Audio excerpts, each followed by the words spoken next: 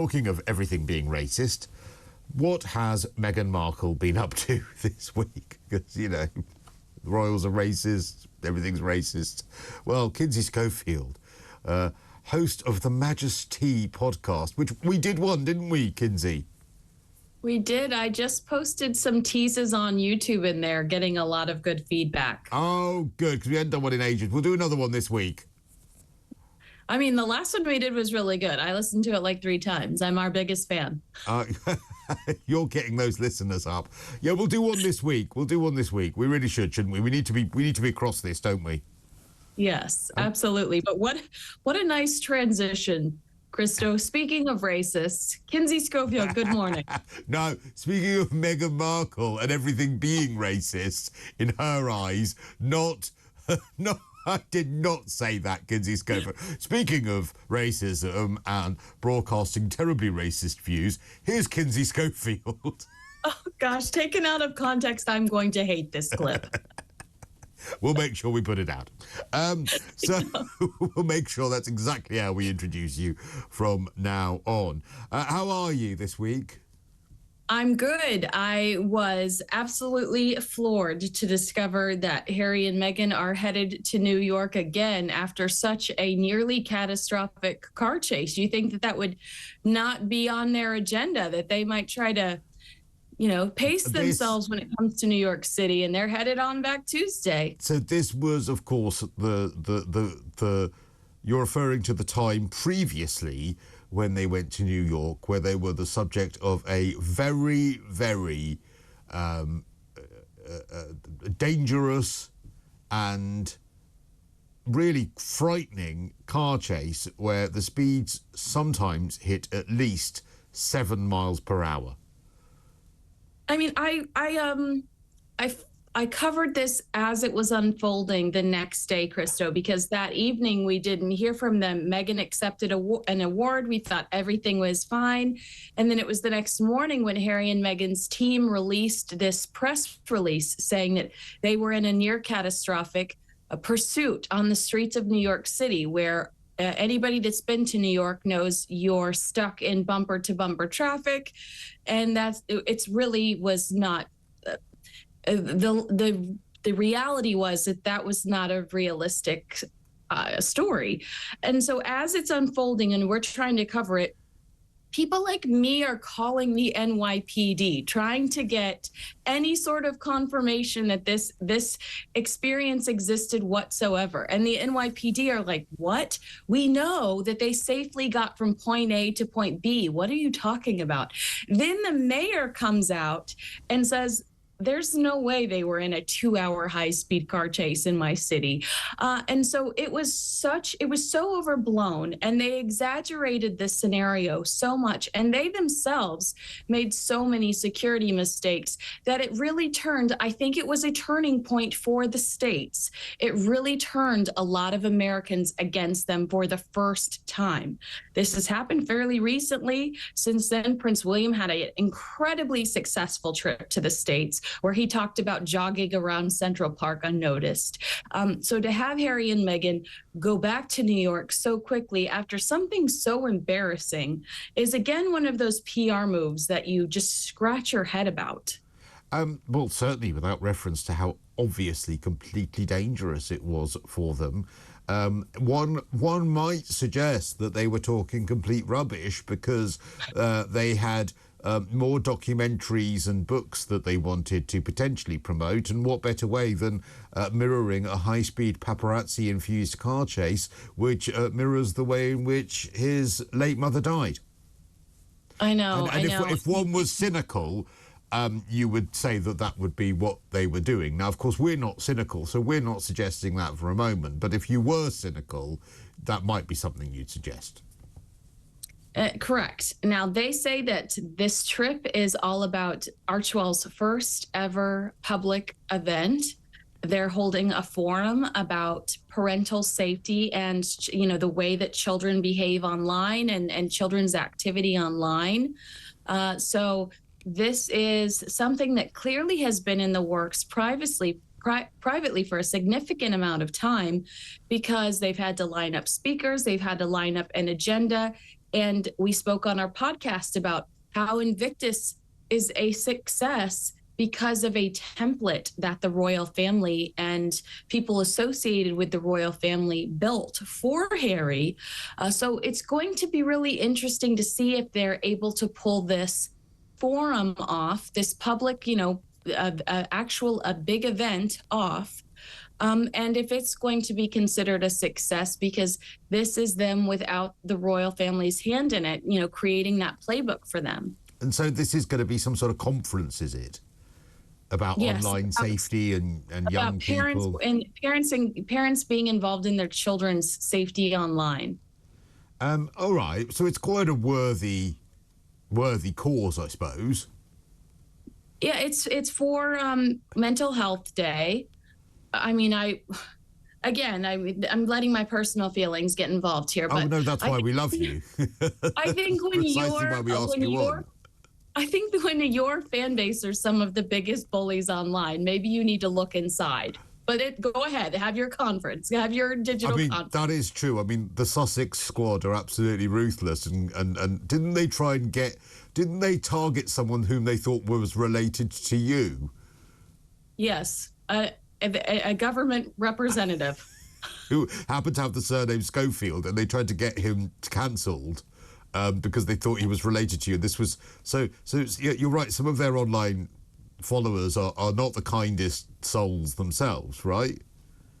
Right. So, also, I don't know if you know this name, but I kind of perked up when I saw it.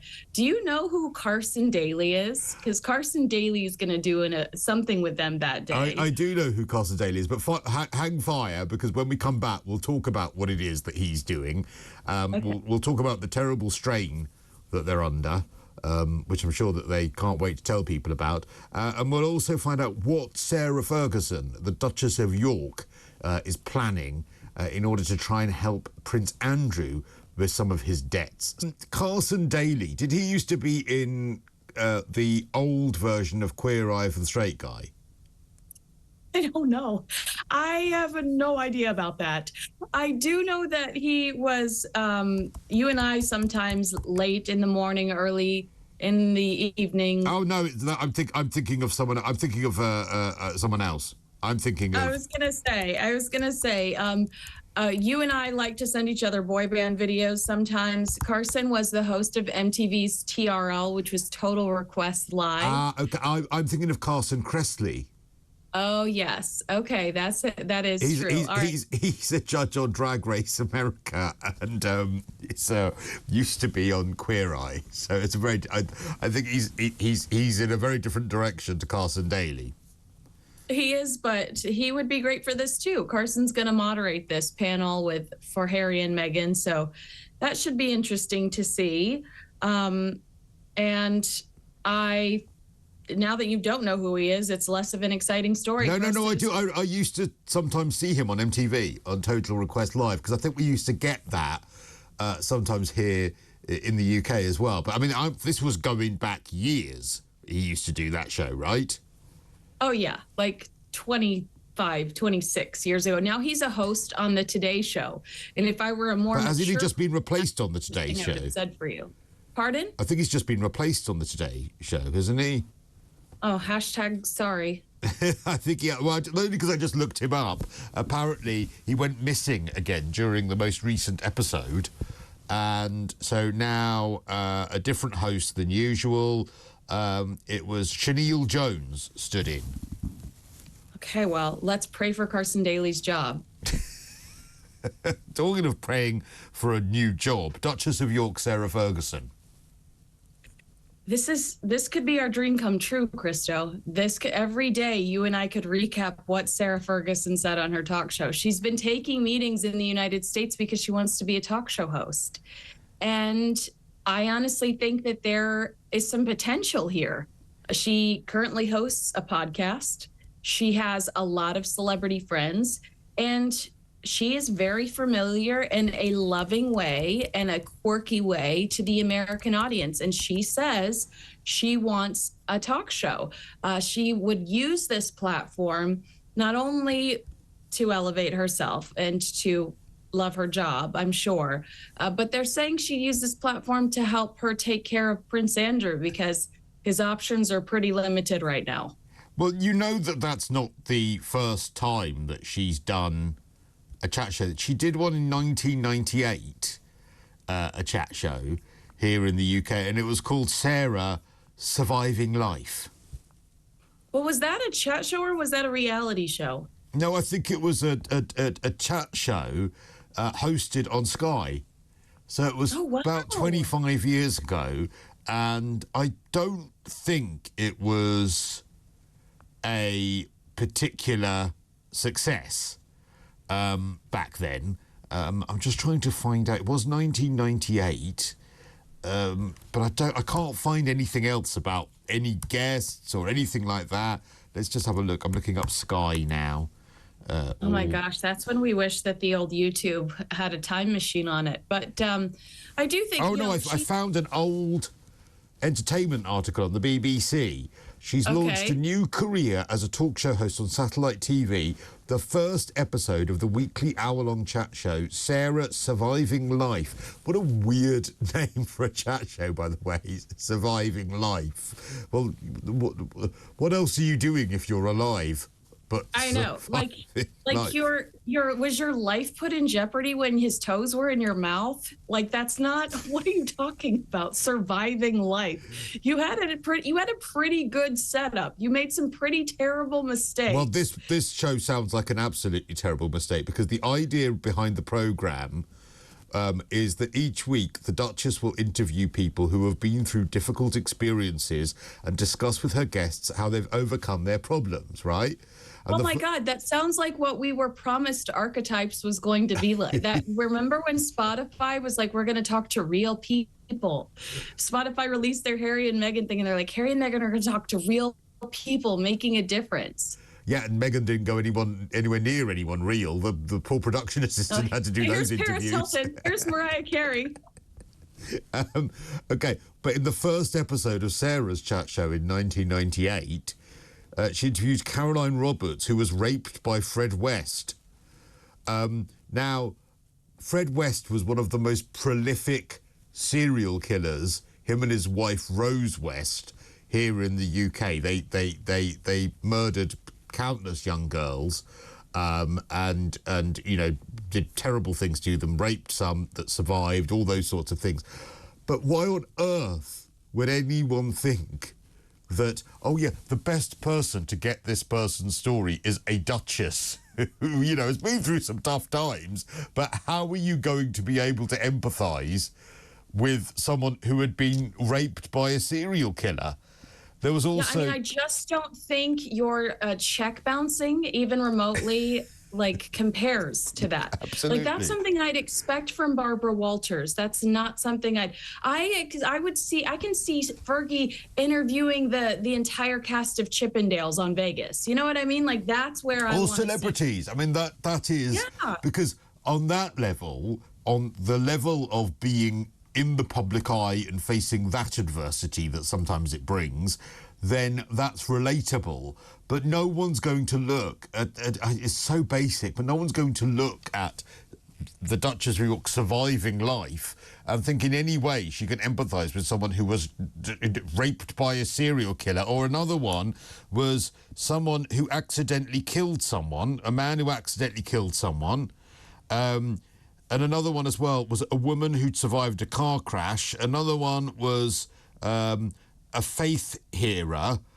Sky at the time said, having been through so much in her own life, Sarah has a unique ability to connect with other people by sharing common experiences. But just... They're stealing Diana there. They're stealing Diana there. It was Diana that was the empath. It was Diana that felt other people's pain. Don't you remember that? Well, then this was a year after Diana died, of course. Yeah, they're stealing Diana there. That's what I think that was. You wouldn't have been able to call that one surviving life. Oh, Cristo, it is. You and I are just. I'm just saying it would have been an inappropriate and probably misjudged title. Perhaps, yes, I could agree with that one. But yeah, I think if she heads over to the States, it's got to be cheery, fun, shake weight. Here's the latest, dance. No, or a sort of, a life stories type thing. Have you ever seen the old Piers Morgan show, Life Stories?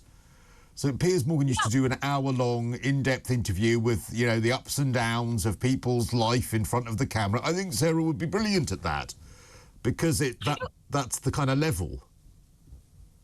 I think that she's such a quirky character in the States that's what she has to bring out. Like, she has to be. It's holding her too, this is too much of a comparison, but people fell in love with Ellen because Ellen was so funny during the interview, because Ellen would come out dancing. I don't think Fergie's an Oprah as much as I think she is an Ellen. She is a character that Americans like, because they were up at 3 a.m. with her, watching her try to sell us blenders, because she makes inappropriate jokes that you don't expect from a royal.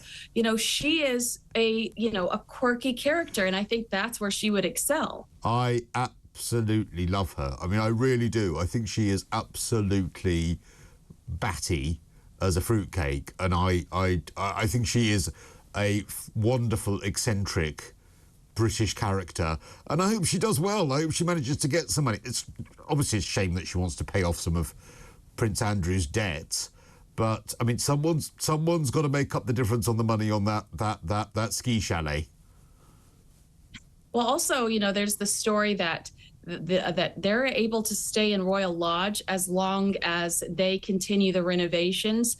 Prince Andrew has paid over $200,000 so far in the roof, allegedly, and apparently, according to The Sun, the agreement is with King Charles that Andrew's allowed to stay there as long as he continues those renovations and pays for it out of pocket, because the last time renovations had been done was around the time Andrew moved in.